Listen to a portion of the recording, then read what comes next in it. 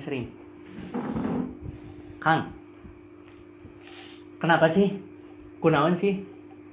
Jin itu kok bisa masuk ke tubuh kita? Kenapa sih ada orang yang kalau misalkan dia melewati satu tempat yang agak angker, kok dia ngerasa berat pundaknya? Sampai ke rumahnya dia langsung nangis, habis itu kesurupan. Ada lagi, kok saya itu sholat itu berat banget sih, malas banget sih. Atau ada lagi kasus yang unik, kok saya itu habis wudhu mau sholat selalu aja kentut. Kalau biasa-biasa mah ya biasa aja, nggak ada. Tapi ini kalau habis wudhu selalu pengen kentut. Dia bisa sampai beberapa kali kamar mandi untuk ngambil wudhu, bisa 4-5 kali.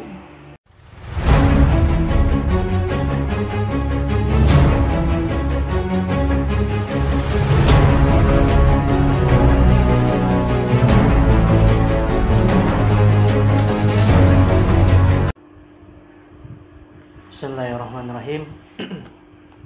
Assalamualaikum warahmatullahi wabarakatuh. Alhamdulillahirabbil alamin wa bihi nasta'in wa ala umurid dunya waddin. Wassalatu wassalamu ala asrofil anbiya'i wal mursalin wa ala alihi washabbihi ajma'in. Asyhadu an la ilaha illallah wa asyhadu anna Muhammadar Rasulullah. Allahumma shalli ala sayyidina Muhammad wa ala ali sayyidina Muhammad. Faqala Allah Ta'ala fil Qur'anil Karim, a'udzu billahi minasyaitonir rajim. Bismillahirrahmanirrahim. Law anzalna hadzal Qur'ana 'ala jabalin la'ra'aytahu khashi'an mutasaddian min khasyatillah.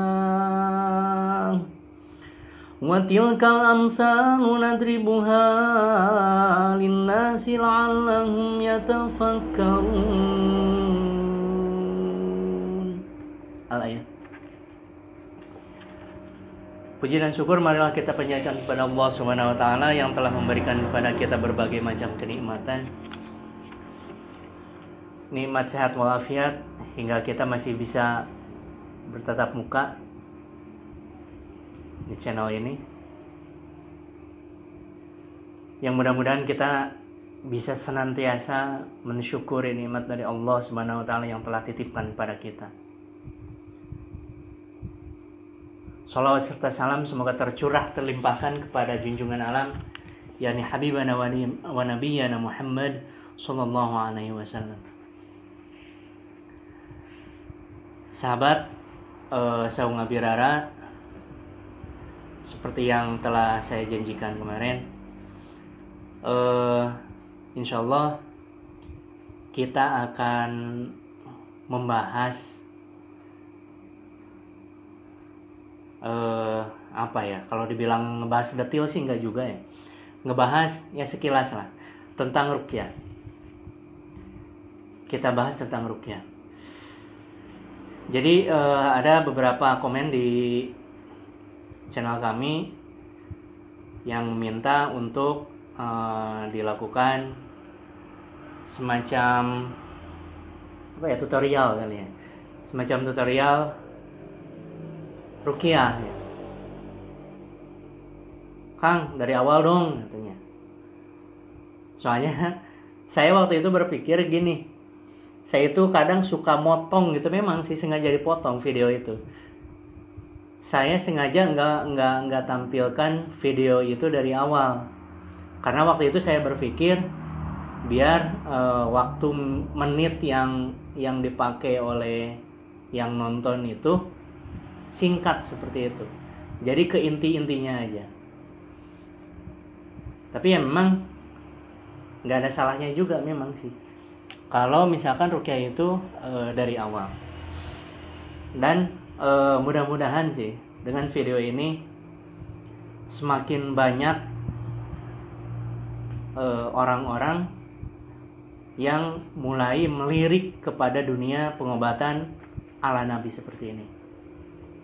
Pengobatan yang benar-benar luar biasa, yang bisa menambah keyakinan kita kepada Allah Subhanahu wa taala, yang bisa menambah keyakinan kita kepada Al-Qur'an, yang insya Allah malah bisa meningkatkan ketauhidan kita juga, yakni dengan pengobatan Al-Qur'an, ruqyah. Ada salah satu klien kami yang datang waktu itu dibawa dengan naik mobil bak terbuka di belakang, waktu itu dibawa malah dengan kasurnya, dibawa dengan kasurnya. Waktu itu datang sore, kebetulan kami praktek di sini itu mulai sore karena waktu itu saya masih berdinas di puskesmas. Jadi jam 2 baru pulang, setengah 3 baru nyampe rumah. Jam 4 kita mulai, ibadah asar lah kita mulai. Waktu itu datang banyak yang nganter. Terus waktu itu kita lakukan ruqyah ke pasiennya langsung. Dan sungguh luar biasa. Luar biasa. Pasien yang datang ke sini nggak bisa jalan sama sekali. Tiba-tiba setelah dilakukan ruqyah selesai, pasien itu bisa jalan dengan sendirinya. Yang waktu itu saya juga hampir menangis. Subhanallah. Subhanallah. Kasus yang kedua yang saya rasa unik waktu itu adalah kasus yang kehilangan pendengaran, tunarungu. Anak kecil waktu itu umur sekitar 6 tahunan lah. Dia dimasukkan ke SLB. Dan saya juga nggak tahunya dari mana di sini, karena di sini kan waktu itu masih baru-baru, masih belum banyak yang tahu. Jadi datang ke sini minta diruqyah gitu, anaknya. Waktu itu saya jujur belum pernah ada pengalaman sama sekali terhadap kasus-kasus yang benar-benar tunarungu. Apalagi ini kasusnya anak kecil. Dulu memang sih pernah di kampung saya, pernah saya uploadkan juga dengan julukin budak kalau nggak salah. Cuman waktu itu dengan metode yang agak beda.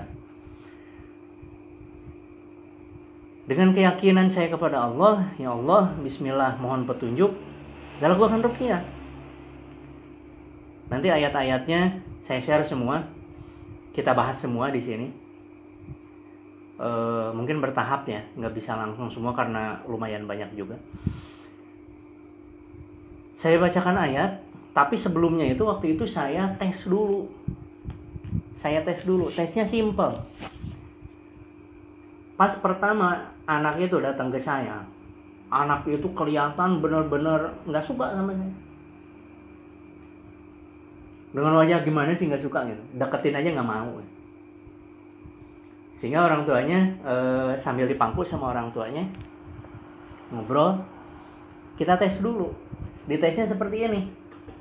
Jadi anaknya itu madep ke sana, saya dari belakangnya.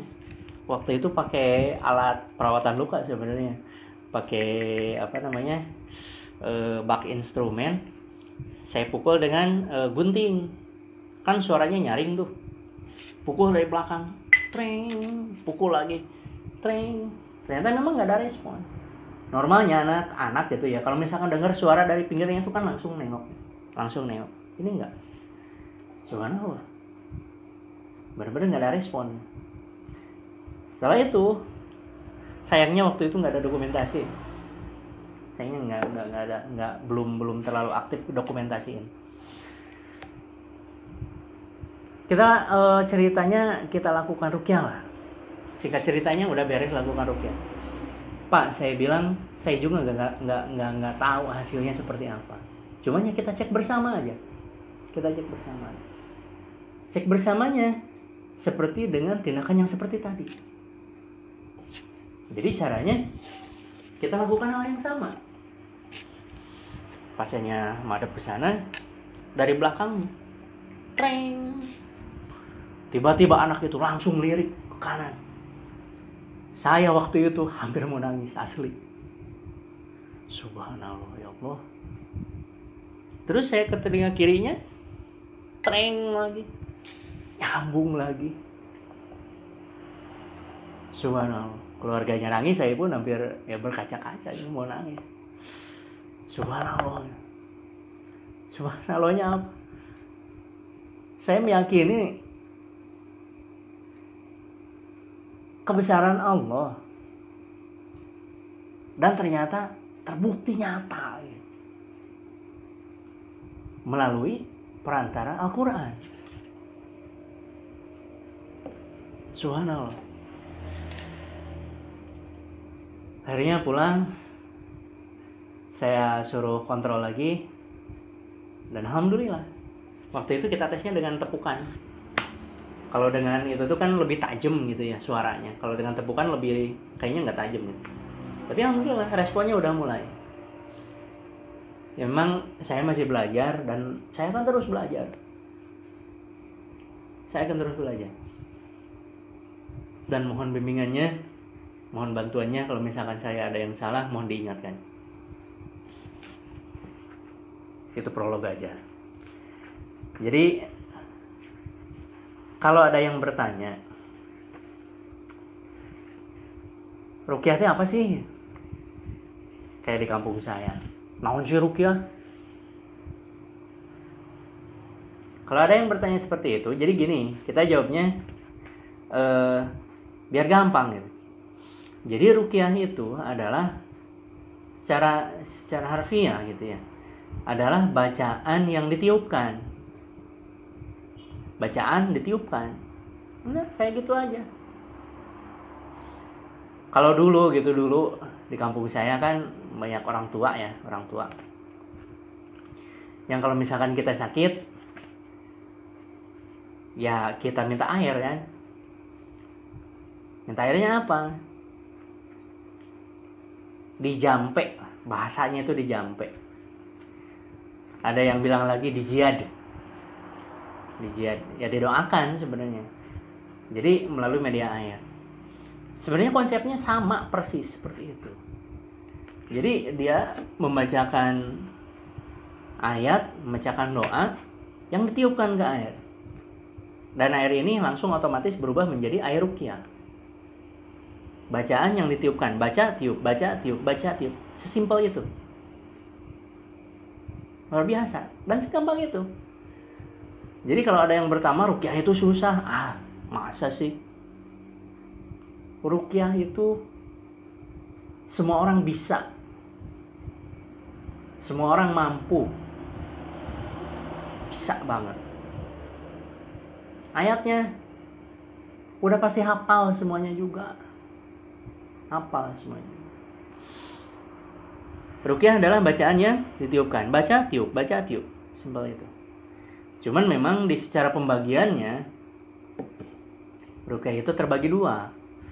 Jadi ada ruqyah syar'iyah dan yang kedua ada ruqyah syirkiyah.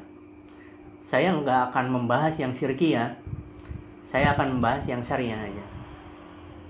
Jadi ruqyah syar'iyah itu ruqyah yang memang sumbernya itu murni, berasal dari Al-Quran, Al-Hadis.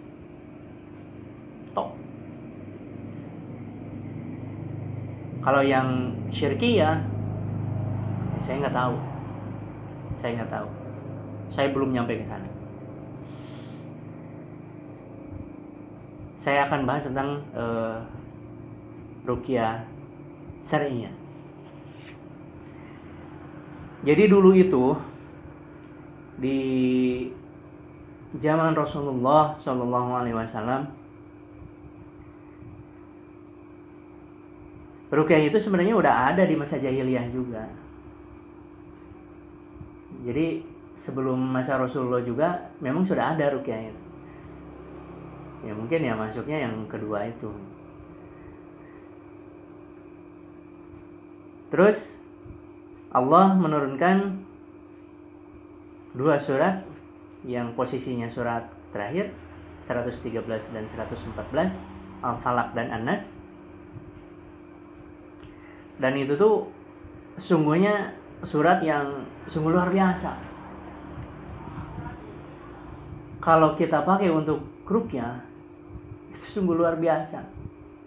Efeknya, khasiatnya sungguh luar biasa. Ini saya akan bacakan hadis. Langsung artinya aja ya. Dari Abu Sa'id Al-Khudri radhiyallahu an berkata, ketika kami sedang dalam perjalanan, kami singgah di suatu tempat. Datanglah seorang wanita dan berkata, sungguhnya pemimpin kami terkena sengatan, binatang yang berbisa. Sedangkan sebagian kami tengah pergi. Apakah ada di antara kalian yang bisa meruqyah? Mendoakan, menjampi. Maka bangunlah seorang dari kami yang tidak diragukan kemampuannya tentang ruqyah. Dia meruqyahnya dan alhamdulillah sembuh. Dan kemudian si peruqyah tadi ini diberi 30 ekor kambing dan kami mengambil susunya. Ketika peruqyah itu kembali, kami bertanya, apakah Anda bisa? Apakah Anda meruqyah? Ia berkata, tidak. Saya tidak meruqyah kecuali dengan Al-Fatihah. Jadi hanya dengan Al-Fatihah. Bukan hanya ini sebenarnya. Al-Fatihah itu justru Ummul Quran. Dahsyat Al-Fatihah itu. Kami berkata, jangan bicarakan apapun kecuali setelah kita mendatangi atau bertanya kepada Rasulullah SAW. Jadi ada keraguan. Benar gak sih apa yang kita lakukan ini? Seolah-olah seperti itu.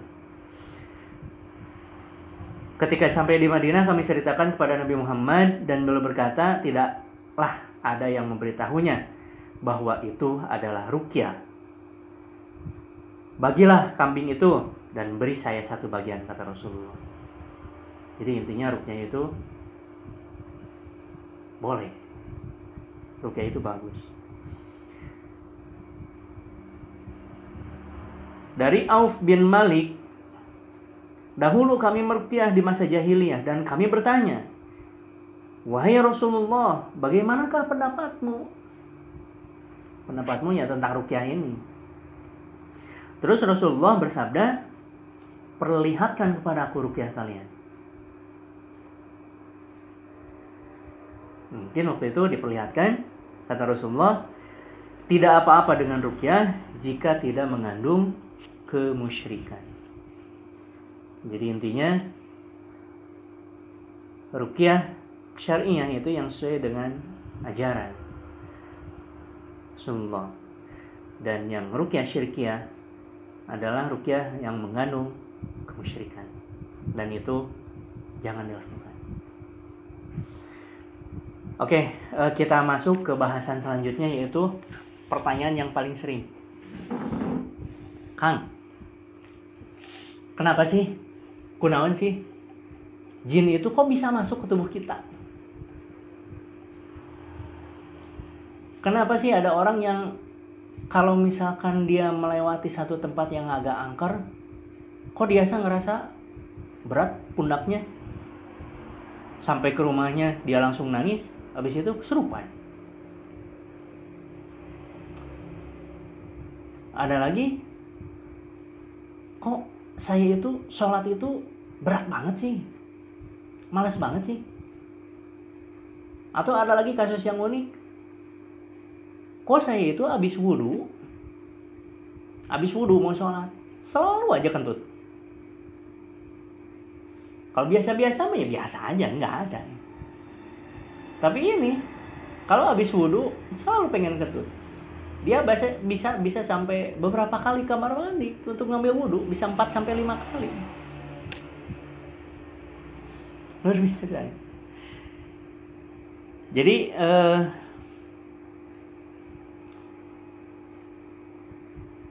menurut Ibnu Taimiyah ya, jadi ada 4 akses, ada 4 jalan jin itu masuk ke tubuh kita. Mohon disimak, mohon diperhatikan. Ada 4 akses, ada 4 jalan yang menjadi jalan masuk. Jin itu masuk ke tubuh kita. Mungkin ada di diri kita. Di diri saya juga mungkin ada. Yang pertama, kalau misalkan kita marahnya yang berlebih. marahnya banget. Pernah nggak lihat orang yang bener-bener marah, sampai marah langsung kejang-kejang, langsung gerem, aing si anu. Saya sering lihat yang seperti itu. Ada masalah keluarga, akhirnya langsung keluar.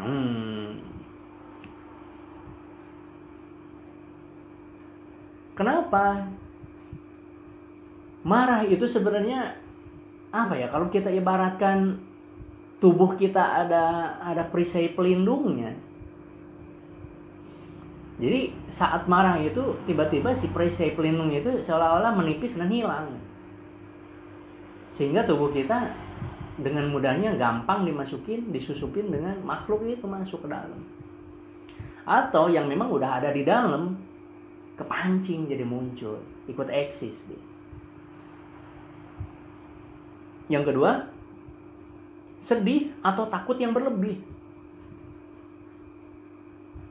Marahlah secukupnya, marahlah pada tempatnya. Marah harus nggak? Ya kalau pada tempatnya, pada waktunya, secukupnya, ya nggak apa-apa. Daripada dipendem, ntar jadi TBC, tekanan batin cinta ya. Sedih wajar nggak? Wajar. Takut wajar nggak? Wajar. Cuman jangan ada kata berlebihnya. Sedihlah secukupnya, takutlah secukupnya. Dan sebaik-baiknya takut adalah takut kepada Allah Subhanahu wa taala. Orang banyaklah kejadian. Saya jaga lagi di rumah sakit juga sering itu ABG.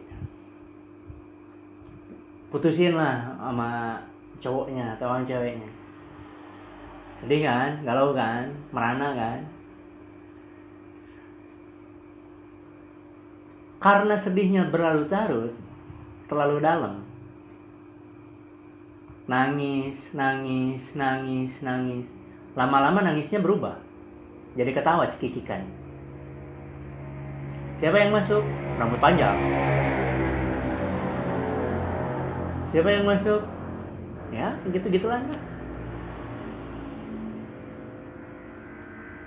Atau orang-orang yang paranoid. Takutnya itu takut banget ya. Dia histeris langsung. Sering kasus kayak gini. Asli sering. Apalagi pas jaga di UGD sering banget. Jam 1 malam saya ditelepon. Kang, yuk, ada yang kesurupan. Masuk ke UGD. Saya waktu itu jaga pagi. Kejadian jam 1 malam. Saya bilang, alah kesurupan apa? Histerikal kali. Katanya histerikal. Ya kesurupan. Si cewek ini bilang, katanya ya makhluknya itu bilang, dia mau keluar tapi janinnya mau dia bawa juga. Wah, pas ada omongan gitu, saya langsung, wah bener ini mah nggak beres. Saya langsung ngapain. Ternyata pas dikaji awalnya berantem sama suaminya. Sedih dia awalnya. Sedih yang berlarut gitu. Jadi. Yang ketiga, ini yang paling banyak. Kalau kita sering lupa sama Allah Subhanahu wa taala.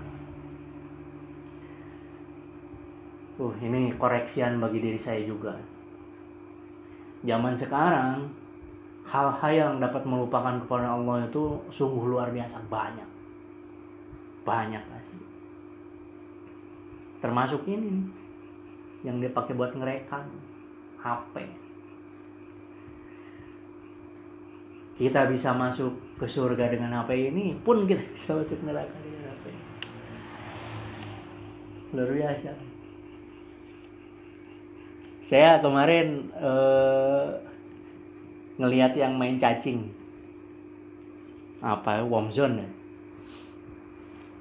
Yang main cacing itu kan HP kadang suka dipegang sama anak gitu ya, kadang suka dipegang sama istri. Pas dilihat di resume time-nya, coba lihat, kita udah memainkan game itu Ya memang sih nggak sehari gitu ya, beberapa hari. Udah hampir 8 jam. Coba. Untuk memainkan game itu udah 8 jam waktu yang sudah terbuang. Subhanallah. Yakin nggak pas saat main game kita bismillah dulu gitu? Ingat dulu sama Allah? Atau sambil zikir gitu? Enggak kan? Atau nonton YouTube, main TikTok kan? Sambil ingat sama Allah, sambil zikir? Kayaknya agak kecil gitu kemungkinannya.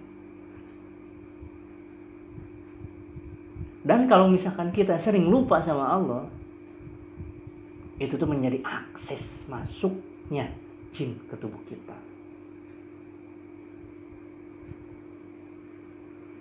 Mantap.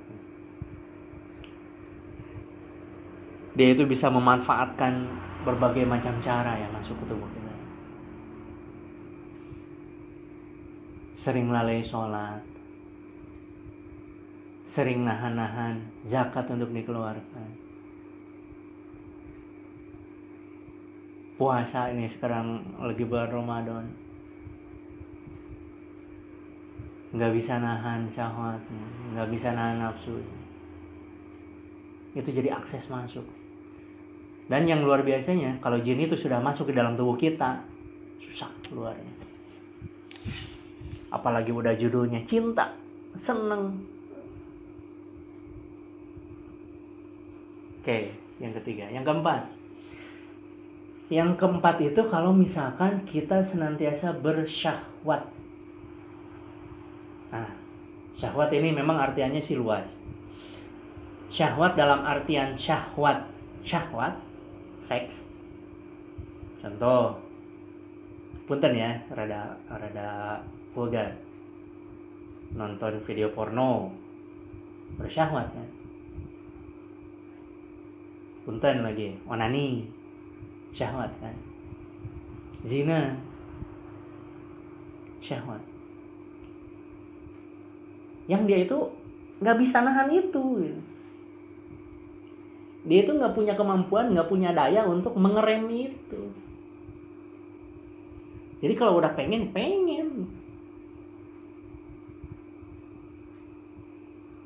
Susah nahannya. Ini tuh menjadi akses masuknya jin kepada tubuh kita. Terus yang syahwat dalam artian luas, itu adalah syahwat dalam bentuk keinginan. Jadi gini, kadang suka ada gitu ya orang-orang yang seperti ini. Kemarin itu dia baru beli, ya punten ya ini mah. Kemarin dia itu baru beli barang, misalkan kita ambil contoh lah, tas lah. Kemarin dia baru beli tas dengan merek anu, harga seanu. Tapi ternyata di lingkungannya lagi rame lagi tas yang baru. Dia nggak bisa ngerem nih. Dia nggak bisa mengandalkan syahwatnya, nafsunya, sehingga dia beli lagi nih barangnya. Sebulan kemudian ternyata trennya beda lagi, ganti lagi. Luar biasa. Kalau kita masih kalah seperti ini, hati-hati. Ini menjadi akses pintu masuk seperti itu. Karena ya namanya setan, namanya jin. Pasti ke hal-hal yang kurang diridhoi itulah. Pasti dia jadi sponsor utama. Gitu.